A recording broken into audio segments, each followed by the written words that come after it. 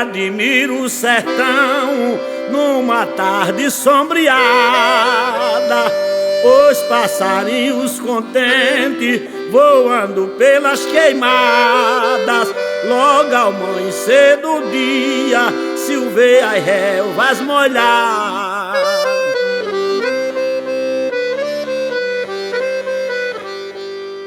Admiro no sertão uma fazenda de gado, debaixo de um arvoredo, em um baixo sombreado, um açude cheio d'água e um vaqueiro animado.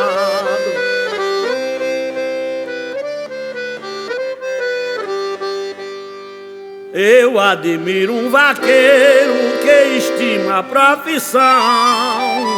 De manhã sela o cavalo, veste logo seu gibão, entra na Jurema preta, vai atrás do barbatão.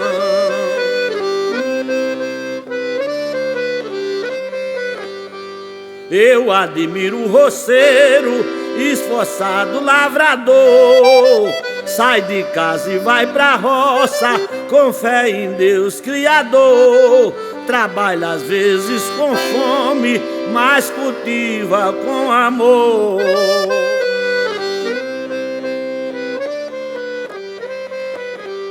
Admiro o pescador que pega a sua jangada, parte para o oceano às 4 da madrugada.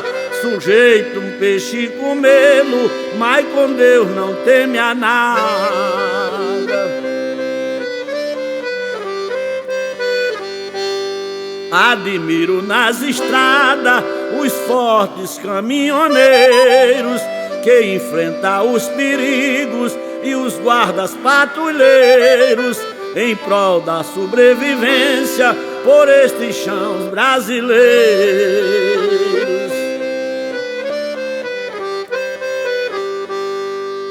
Admiro os gaioleiros do Maranhão ao Goiás, do Tocantins para o Nordeste, Bahia e Minas Gerais. Parte de casa para o mundo sem saber se volta mais.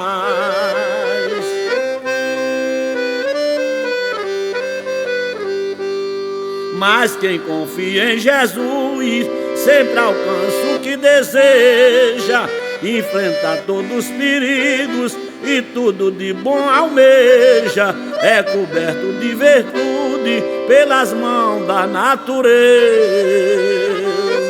E essa toada eu quero oferecer ao poeta Tião Regi, na cidade de Salgueiro.